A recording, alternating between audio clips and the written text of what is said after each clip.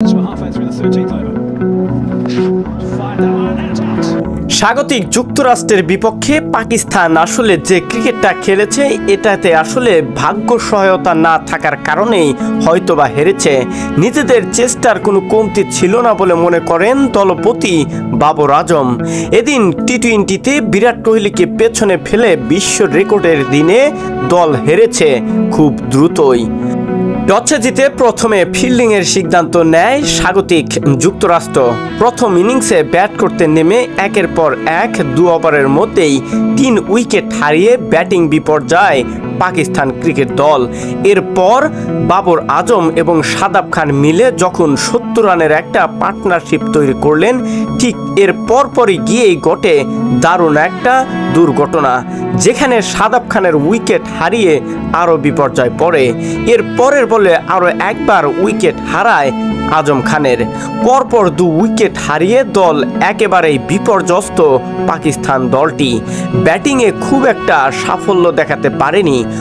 দ্বিতীয় ইনিংসে ফিল্ডিংয়ের সময় পাকিস্তানি বোলাররা ছিল অ্যাগ্রেসিভ, কিন্তু শেষ ওভারে যখন লাগতো 14 রান, ঠিক তখনই ঘটে যত সব ঘটনা। পরপর 3 থেকে 4 বলের মধ্যে খুব একটা বাউন্ডারি না পেলেও শেষ 3 বলে দেখিয়েছে আসল খেলাটা। যুক্তরাষ্ট্রের ব্যাটাররাও যে এভাবে খেলতে পারে সেটা কখনোই ধারণা করতেই পারত না পাকিস্তানি ক্রিকেটাররা। বিশ্বকাপের আগে বাংলাদেশের বিপক্ষে সিরিজ জয়, সেখান থেকেই হয়তো আত্মবিশ্বাসটা নিজেদের করে নিয়েছে স্বাগতিক যুক্তরাষ্ট্র। তাই তো হুমকিও দিয়ে রেখেছিল পাকিস্তান এবং ভারতকে।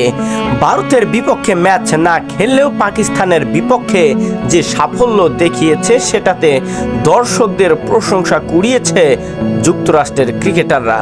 শেষমেশ দ্বিতীয় ইনিংসে শেষ ওভারে গিয়ে ম্যাচটা আসলে ড্র হয়ে যায়।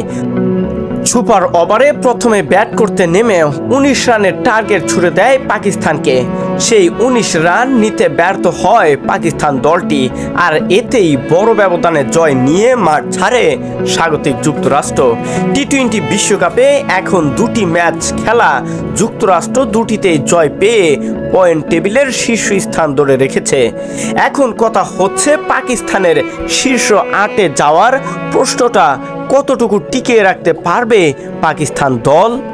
এ দলের বিপক্ষে যখন জয় পায়নি তখন অল ক্লাসিক্যাল দল ভারতের বিপক্ষে কতটুকু নিজেদেরকে মেলে ধরতে পারবে।